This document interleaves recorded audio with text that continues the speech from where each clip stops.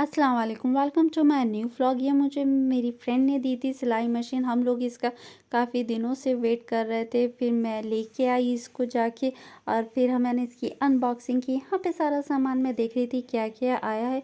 ये मुझे पहले तो लगी कि कहीं हमारे साथ स्कैम तो नहीं हो गया, क्योंकि छोटे बच्चों की है। फिर मैंने कहा चलो देखते हैं कि चलेगी भी या नहीं। मुझे तो लग रहा था कि शायद नहीं होगी। फिर यहाँ पे ये चार्जर का दे रखा था और ये यहाँ पे पैडल का कि आप चार्जर से भी कर सकती हैं या फिर पैडल से भी। और ये यहाँ पे सारा सामान इसमें लगा हुआ था, मैं ये देख रही थी। और इसमें सेल का भी ऑप्शन था कि आप सेल से भी चला सकते हैं। मतलब एक सुइंग मशीन में 3 ऑप्शन थे काफ़ी। तो मैं ये देख रही थी कि इसमें बल्ब है कि कहाँ से जलेगा, पर नहीं। फिर मैंने देखा, मैंने कहा चलो देखते हैं, चला के इसका ट्राई करते हैं। इसमें सारा सामान है तो देखते हैं। मैं पूरी एक्साइटेड थी कि पता नहीं चलेगा या नहीं। मैंने इसको चलाया, चार्जर पे लगाया मैंने इसको और फिर मैंने ट्राई किया। होप सो मैं कर रही थी, पर हाँ ये चल चुकी है और मैं बहुत ज़्यादा खुश थी कि चलो फाइनली हमारा हो गया सिलाई का।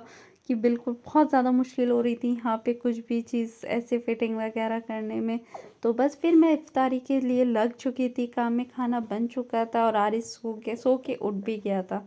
तो फिर मैं इसको अपने साथ किचन में ही ले आई और बस मैंने इसको स्ट्रॉलर में बिठाया और मैं वापस से लग गई खाने में। आज मैं चिकन पॉकेट्स बना रही हूँ, तो सोचा आप लोगों के साथ भी इसकी रेसिपी शेयर करूँ। फिर क्या था, मैंने सारी चीज़ें तैयार कर ली थी और मैं ब्रेड से बना रही थी।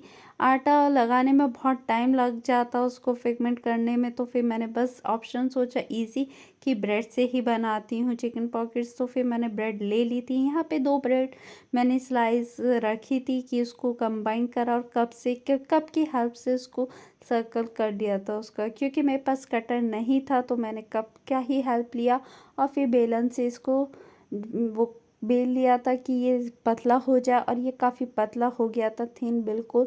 फिर मैंने एक एक करके सारी कर ली थी अपनी सारी। मेरी फीलिंग्स के लिए सब कुछ तैयार था, सब तैयारी करके रख ली थी मैंने। वेजिटेबल्स और कुछ मैंने स्क्वायर्स में करे थे, इसको इसके एजेस निकाल लिए थे एक्स्ट्रा और इसको भी करा, क्योंकि मैं कंफ्यूज ना हो जाऊँ कौन से वेज हैं और कौन से नॉन वेज।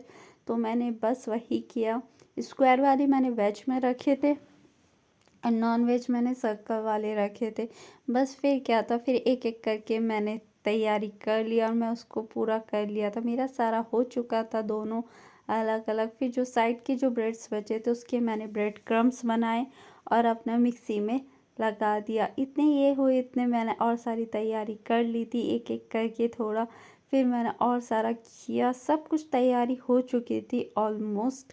और फिर क्या था, फिर मैंने रखा अपनी फीलिंग्स बनाने के लिए। यहाँ पे मैंने चिकन डाल दिया था पूरा करके और सारे अपने वेजिटेबल्स इसके अंदर डाल दिए थे। इसको थोड़ा सॉटे होने के लिए रखा था रिफाइन में कि हो जाए। फिर मैंने इसमें लहसुन अदरक का पेस्ट डाला था 1.5 चम्मच कि ये अच्छे से सॉटे हो जाए। पूरा अच्छे से मिक्स करा इसको, हल्का उसी सॉटे होने के लिए रख दिया था। और फिर अपने मैंने येलो बेल पेपर और ग्रीन बेल पेपर डाला, उसको अच्छे से सॉटे किया। फिर इतना ये हो जाए तो मैं इसमें सारे अपनी स्पाइसेस डाल दूँगी फिर बाद में। बस फिर क्या था, थोड़े स्पाइसेस डाले यहाँ पे मैंने स्पाइसेस में थोड़ा गरम मसाला, क्यूमिन पाउडर और अपने सारे रेड लाल मिर्च और हल्दी सब डाल के इसको अच्छे से मिक्स करा। बस फिर मैं नमक डालना भूल गई थी, फिर मुझे याद आया एंड में कि नमक भी डालना है। तो मैंने फिर नमक डाला, फिर मिक्स किया और एंड में मैंने डाले अपने ऑनियन को हल्का सा सॉटे करना है क्योंकि वो थोड़ा अच्छा सा क्रंची आए फीलिंग में, तो इसलिए। फिर यहाँ पे मैंने सॉस बनाई। यहाँ पे मैंने प्लेन मेयोनीज ली और उसके साथ मैंने केचप मिक्स किया, टमाटो केचप मिक्स किया। आप चाहें तो वो नहीं कर सकते, आपको जैसी फीलिंग्स सो चाहिए उसकी वो आप कर सकते हैं। यहाँ पे मैंने इसको दोनों को मिक्स किया और यहाँ पे मैंने, मेरे पास ऑरिगेनो और ब्लैक पेपर था उसको भी डाला मैंने। ये बिल्कुल ऑप्शनल है, आप चाहे तो डाल सकते हैं या फिर नहीं। या फिर मैंने यहाँ पे स्लरी बनाई मैदे की और कॉर्न स्टार्च की। फिर उसमें अपने ब्रेड्स जो मैंने किए हुए थे वो तैयार करा, वो उसमें डिप करा और फिर उसके बाद मैंने इसको ब्रेड क्रम्स में कोट किया। सारा ब्रेड क्रम्स को अच्छे से बिल्कुल दोनों साइड से अच्छे से ब्रेड क्रम्स में कोट करके डाला क्योंकि वो हमारे क्रंची बने काफ़ी अच्छा। और फिर मैंने इसको डीप फ्राई कर दिया। यहाँ पे मेरा तेल गरम हो चुका था और मैंने इसको अच्छे से डीप फ्राई किया। पूरा सारे ब्रेड्स पहले मैंने सारे ब्रेड्स करके रख लिए थे डीप फ्राई की हो जाएगा, क्योंकि टाइम बहुत कम बचा था, मुझे जल्दी जल्दी करना था।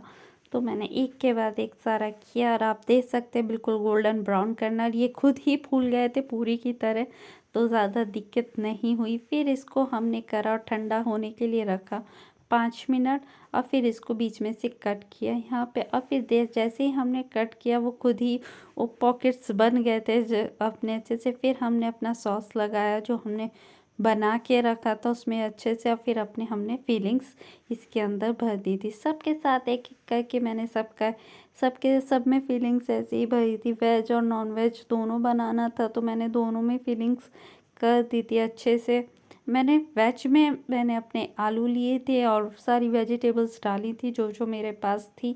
आपके पास भी जौन जौन सी वेजिटेबल्स हो आप दोनों में डाल सकते हैं। फिर एंड में मैंने लगाया इसमें मोज़रेला चीज़, दोनों में, वेज में भी और उसमें भी। और कुछ नॉन वेज मैंने एयर फ्रायर में 2 मिनट्स के लिए रखा था और ओवन में मैंने 30 सेकंड के लिए। फिर इफ्तारी के बाद हम लोग गए लॉन्ग ड्राइव पे।